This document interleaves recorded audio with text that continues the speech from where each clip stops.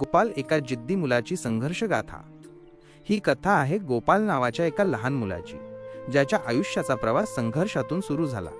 गोपाल अवघा 10 ते 12 महिन्यांचा असतानाच त्याच्या आयुष्याला एक वेगळे वळण मिळाले। त्याचे वडील व्यसनाच्या आहारी गेले होते। वडिलांच्या या व्यसनामुळे गोपालचे भवितव्य अंधकारात जाऊ नये आणि त्याच्यावर चुकीचे संस्कार होऊ नयेत ही काळजी त्याच्या आजोबांना सतावत होती। गोपालच्या वडिलांची आर्थिक परिस्थिती तशी चांगली होती, पण व्यसनामुळे घराचे स्वास्थ्य बिघडले होते। आपल्या नातवाचे आयुष्य सावरण्यासाठी आजोबांनी एक कठोर पण महत्त्वाचा निर्णय घेतला। त्यांनी गोपालला त्याच्या मामाच्या गावी पाठवण्याचा खटाटोप केला। मामाच्या घरी परिस्थिती बेताचीच होती। मामा स्वतः अजून लहान होते आणि घरची सर्व जबाबदारी गोपालच्या आजी आजोबांवर आईचे वडील होती। स्वतःचे घर नसल्यामुळे ते भाड्याच्या घरात राहत होते आणि कष्ट करून आपला उदरनिर्वाह करत होते। परिस्थिती हलाखीची असूनही गोपालला तिथे सुरक्षितता आणि चांगले संस्कार मिळतील हा विश्वास त्याच्या आजोबांना होता। संघर्षातून जिद्दीकडे, एका बाजूला वडिलांचे व्यसन आणि दुसरीकडे मामाकडची गरिबी, अशा दोन टोकाच्या परिस्थितीमध्ये गोपालचे बालपण आकाराला येत होते। पण हीच परिस्थिती त्याला जिद्दी बनवून गेली। आई वडिलांपासून दूर राहण्याचे दुःख आणि गरिबीचे चटके सोसत गोपालने आपल्या आयुष्याची वाटचाल सुरू केली। गोपाल, एक निरागस शोध आणि जादूची लाल पेटी।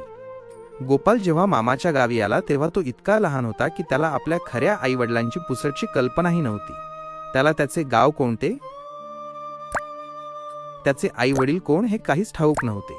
त्याच्यासाठी त्याचे जग म्हणजे त्याचे मामा आणि आजी आजोबा हेच होते। याच प्रेमाच्या सावलीत गोपाल 5 वर्षांचा झाला आणि त्याला पहिलीच्या वर्गात प्रवेश मिळाला। आई या शब्दाची पहिली ओळख। शाळेत गेल्यावर गोपालची प्रगती उत्तम होती। तो स्वभावाने शांत, निरागस पण अत्यंत जिज्ञासू होता। एके दिवशी वर्गात गुरुजींनी सर्वांना आई या विषयावर निबंध लिहायला सांगितला। सर्व मुले लिहू लागली, पण गोपाल गोंधळून गेला। त्याला आई म्हणजे काय हेच उमजत नव्हते। त्याने अतिशय निरागसपणे गुरुजींना विचारले, गुरुजी, आई म्हणजे नक्की कोण असते?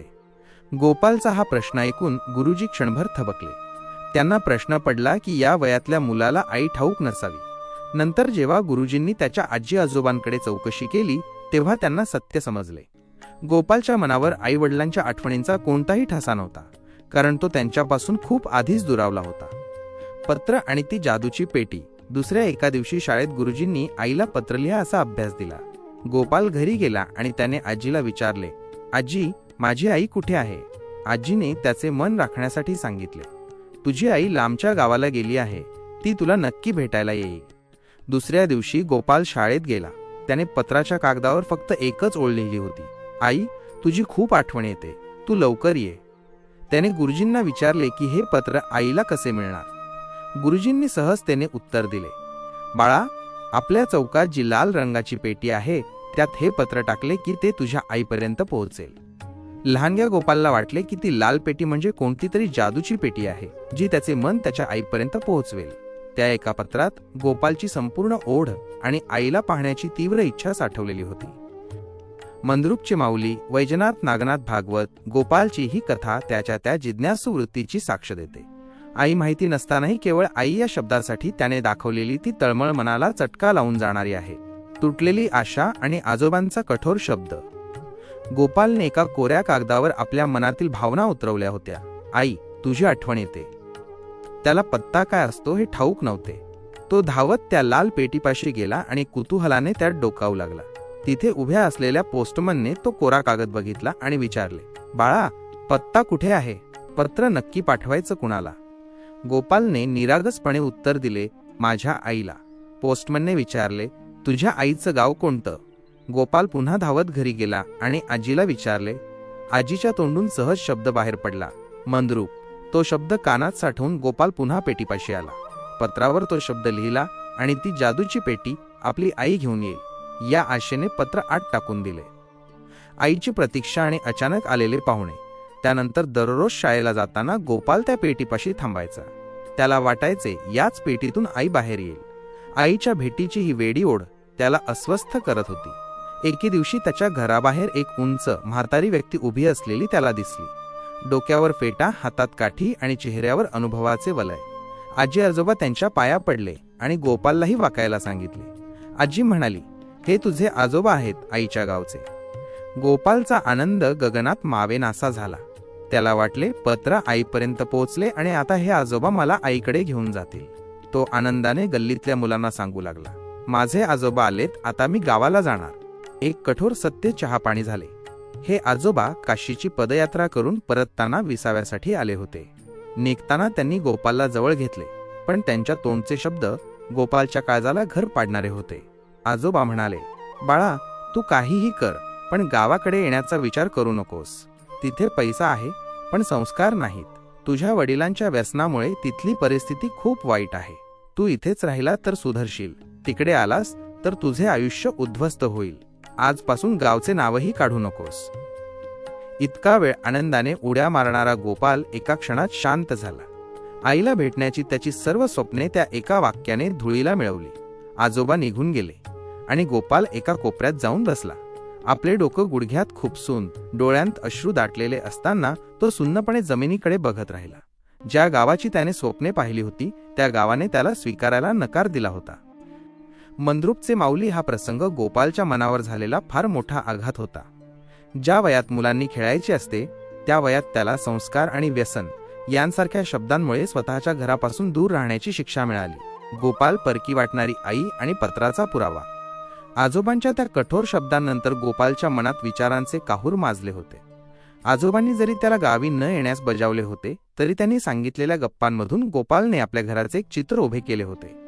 आपले मोठे शेत आहे, तिथे गहू ऊसाची पिके आहेत, तेलाचा घाण आहे, गोठ्यात बैल आहेत, कुत्री मांजरी आहेत. या सर्व गोष्टींनी गोपालला आपल्या श्रीमंतीची आणि घराची ओढ लावली होती. त्याला वाटले, माझे पत्र नक्कीच आईकडे पोहोचले असेल आणि ती मला न्यायला येईल. मामाचा मार आणि मिळालेली शिकवण. गोपालच्या आयुष्यात मायेपेक्षा शिस्तीचाच भाग जास्त होता. एकदा गोट्या खेळताना एका मुलाने गोपालला शिवी दिली. गोपालचा धाकटा मामा रागीट होता. गोपालला वाटले मामा आपल्याला वाचवेल, पण मामाने उलट गोपाललाच मारले. आजीने जेव्हा बाजू सावरण्याचा प्रयत्न केला तेव्हा मामा म्हणाला, जर दुसऱ्या पोराने याला शिवी दिली असेल तर नक्कीच याने काहीतरी वाईट काम केले असणार. या प्रसंगातून गोपालला एक मोठी जाणीव झाली. आपण काहीतरी चुकीचे वागलो म्हणूनच आपल्याला हे ऐकून घ्यावे लागले. त्याने नकळत स्वतःला सुधारण्यास सुरुवात केली. आईची पहिली भेट आणि तो पत्राचा तुकडा. एके दिवशी शाळेतून आल्यावर गोपालने घरात एक अनोळखी बाई बसलेली पाहिली. त्यांच्या शेजारी एक पिशवी होती. गोपालला वाटले कुणीतरी पाहुणे आले असतील. तो दुर्लक्ष करून बाहेर जाऊ लागला. तेव्हा आजी हसून म्हणाली, अरे, आजवर आई आई म्हणून रडत होतास ना, बघ हीच तुझी आई आहे. गोपालच्या पायाखालची जमीन सरकली. पुस्तकात वाचलेली, गुरुजींनी सांगितलेली आणि त्याच्या स्वप्नातील आई समोर होती, पण त्याला तिच्याबद्दल काहीच ओढ वाटत नव्हती. मनात ना प्रेम दाटले ना माया. त्याच्यासाठी ती एक बाहेरची व्यक्तीच होती. तो संभ्रमात तिच्या शेजारी बसला आणि सहज पिशवी डोकावले. त्या पिशवीत वरच्या बाजूला त्याला एक कागद दिसला. तो कागद म्हणजे गोपालने त्या जादूच्या लाल पेटीत टाकलेले पत्र होते. आई, तुझी आठवण येते, तू लवकर ये. हे आपलेच अक्षर आणि आपलेच पत्र बघताच गोपालला खात्री पटली की हीच आपली आई आहे. ती जादूची पेटी खरंच काम करून गेली होती. नवी उमेद, आई मिळाल्याचा आनंद आणि आता आपण आपल्या श्रीमंत गावाला जाणार, आपले घर आणि शेत बघणार या कल्पनेने गोपाल पुन्हा उत्साही झाला. तो गल्लीत धावत सुटला आणि ओरडून सांगू लागला, माझी आई आली आहे. आता मी गावाला जाणार, माझे घर बघणार. मंद्रुपचे माऊली गोपालची ही निरागसता खरोखरच विलक्षण आहे. पत्राचा तो तुकडा त्याच्यासाठी केवळ कागद नव्हता, तर त्याच्या अस्तित्वाचा आणि नात्याचा सर्वात मोठा पुरावा होता. गोपाल स्वप्नांचा राजवाडा आणि वास्तवाचे चटके. त्या दिवशी संध्याकाळी गोपाल पहिल्यांदाच आपल्या आईच्या कुशीत झोपला. पण त्याच्या डोळ्यात झोप नव्हती तर स्वप्ने होती. आजोबांनी सांगितलेले ते मंद्रुपचे मोठे घर, तेलाचा घाणा, शेतातला गहू आणि ऊस या सर्व गोष्टी त्याच्या डोळ्यांसमोर तरळत होत्या. त्याला वाटू लागले की आपण कुणी साधेसुधे नाही, तर एका मोठ्या श्रीमंत घराण्याचे वारस आहोत. मी तर या राज्याचा राजा आहे. अशा थाटात विचार करत असताना आजी आणि आईच्या गप्पा त्याच्या कानावर पडत होत्या. आपल्या घराची थोरवी ऐकता ऐकता तो कधी झोपी गेला हे त्याला कळलेच नाही. नव्या दिवसाची विसंगती. सकाळी उठल्यावर गोपालला वाटले होते की आई त्याला प्रेमाने जवळ घेईल, रात्री काय काय गप्पा झाल्या हे सांगेल. पण सकाळी ऐकायला मिळालेला विषय पूर्णपणे वेगळा होता. आई आणि आजी काल रात्री बघितलेल्या सिनेमाबद्दल, चित्रपटाबद्दल बोलत होत्या. गोपालला झोपवून आई रात्री सिनेमा बघायला गेली होती. इतकेच नाही तर बाहेर भेळ आणि आईस्क्रीम खाऊन आल्याच्या गप्पाही रंगल्या होत्या. बालमनाचा प्रश्न गोपाल सुन्न झाला. शाळेत गुरुजींनी शिकवले होते की आई माऊली असते. आई आपल्या मुलाला सोडून काहीही खात नाही. मुलाच्या सुखातच तिचे सुख असते. पण इथे तर चित्र उलटे होते. आई आपल्याला एकटे सोडून चैनीसाठी बाहेर गेली होती. त्याच्या मनात विचार आला, जर आई माझ्यावर प्रेम करते तर मला झोपवून ती एकटीच सिनेमाला आणि खायला कशी काय गेली? तिला माझी आठवण कशी आली नाही? जिद्दीची नवी दिशा. गोपालला खूप वाईट वाटले.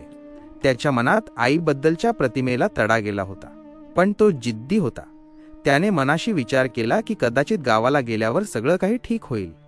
आईचे वागणे त्याला पटले नसले तरी त्याला आपल्या श्रीमंत गावाकडे जायची आणि तेथील शेतघर पाहण्याची ओढ शांत बसू देत नव्हती. आता तो फक्त एकाच गोष्टीची वाट बघत होता, ती म्हणजे आईसोबत गावाला निघण्याची वेळ. त्याच्या मनातली आईची ओढ आता थोडी कमी झाली असली तरी आपल्या मुळांकडे गावाकडे जाण्याची जिज्ञासा मात्र कैकपटीने वाढली होती. मंद्रुपचे माऊली हा प्रसंग शिकवतो की कधी कधी आपण ज्यांना आदर्श मानतो त्यांची वागणूक आपल्याला अंतर्मुख करायला लावते. गोपालने लहान वयातच अपेक्षाभंग काय असतो हे अनुभवले होते. गोपाल तुटलेली नाती आणि जिद्दीचा नवा सूर्योदय. दुपारचे 12 वाजले होते. ऊन डोक्यावर आले होते आणि गोपालच्या आईची गावी जाण्याची वेळ झाली होती. गोपाल आपली पिशवी घेऊन आईच्या मागे चालू लागला. आजीने त्याला अडवले आणि विचारले, अरे गोपाळ, तू कुठे चालला आहेस? गोपाल मोठ्या उत्साहाने म्हणाला, मी माझ्या आईसोबत गावाला जाणार, माझे घर बघायला. पण पुढच्याच क्षणी त्याच्या कानावर जे शब्द पडले त्यांनी त्याच्या आनंदाचा चक्काचूर केला.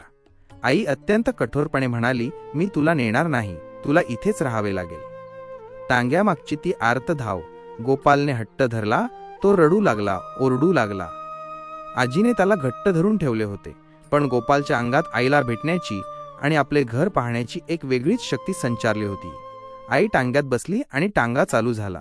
गोपालने एका झटक्यात आजीचा हात सोडवला आणि तो त्या टांग्याच्या मागे धावू लागला. मला ने ग आई, मला एकदा तरी घर बघू दे, अशी हाक मारत तो रस्त्यावरून अनवाणी पायाने धावत होता. त्याला वाटले आई मागे बघेल, टांगा थांबवेल आणि त्याला जवळ घेईल. पण घडले उलटेच. आईने गोपालकडे बघणे टाळण्यासाठी तोंड फिरवून घेतले आणि टांगेवाल्याला फरमावले, टांगा जोरात पळवा. टांग्याचा वेग वाढला आणि गोपालची चिमुकली पावले कमी पडू लागली. धूळ उडवत तो टांगा नजरेआड झाला आणि गोपाल भर रस्त्यात एकटा पडला. निर्णयाचा तो क्षण. धावून धावून गोपाल थकला होता. त्याचा श्वास फुलला होता. तो रस्त्यावरच खाली बसला. त्या क्षणी त्याच्या डोळ्यांतून वाहणारे अश्रू वाटले आणि त्यांची जागा एका धगधगत्या ज्वाळेने घेतली. त्याने तिथेच त्या मातीत बसून एक शेवटचा दीर्घ श्वास घेतला. तो श्वास त्याच्या जुन्या निरागस गोपालचा शेवट होता. त्याने उठून अंगावरची धूळ झटकली आणि स्वतःशीच एक अत्यंत कठोर निश्चय केला. आजपासून ना आईचे नाव काढायचे ना त्या गावाचे. ज्या गावाने आणि ज्या आईने मला भर रस्त्यात नाकारले त्या गावाचे नावही आता माझ्या जिभेवर येणार नाही. त्याने मागे वळूनही पाहिले नाही. तो ताठमानेने पुन्हा आपल्या मामाच्या घराकडे चालू लागला. आता तो केवळ एक मुलगा नव्हता, तर संघर्षाच्या मैदानात उतरलेला एक जिद्दी योद्धा होता. इथूनच गोपालच्या खऱ्या परीक्षेला आणि त्याच्या आयुष्याच्या नवीन अध्यायाला सुरुवात झाली. मंद्रुपचे माऊली. गोपालने घेतलेला हा निर्णय त्याच्या परिपक्वतेची साक्ष देतो. रडत बसण्यापेक्षा परिस्थितीला भिडण्याची ही वृत्तीच त्याला भविष्यात मोठे करणार होती. पुढच्या भागात मामाकडे राहताना गोपालने स्वतःला कसे घडवले आणि त्याच्या जिद्दीने त्याला यश कसे मिळवून दिले हे पाहणे नक्कीच प्रेरणादायी ठरेल. तुम्ही पुढचा भाग सांगण्यास तयार असाल तेव्हा सांगा, आपण त्यावर चर्चा करू. पाहन. गोपालच्या आयुष्यातील ही सत्य घटना केवळ एक कथा नाही, तर शून्यातून विश्व निर्माण करणाऱ्या एका जिद्दीचा प्रवास आहे. ज्या आईने आणि गावाने त्याला भर रस्त्यात नाकारले, तिथून पुढे गोपालने स्वतःचे अस्तित्व कसे निर्माण केले. संकटांच्या टाचांखाली चिरडला जाण्यापेक्षा त्याने संघर्षाचे शिखर कसे गाठले. गोपालच्या संघर्षाचा हा पुढचा रोमांचक आणि प्रेरणादायी भाग पाहण्यासाठी आमच्या चॅनलला नक्की सबस्क्राईब करा आणि बेल आयकॉन दाबायला विसरू नका.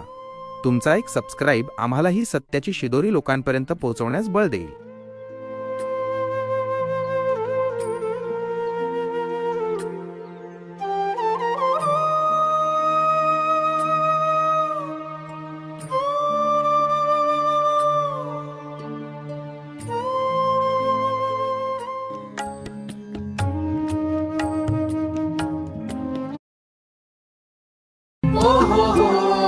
मातीचे पाय. टांग मांगा गेला दूर घेऊन सारी आस, उरला फक्त धूर आणि एक मोठा श्वास. पण ह्याच मातीत आता जिद्द रुजणार, गोपाळ तुझं नाव मोठं होणार.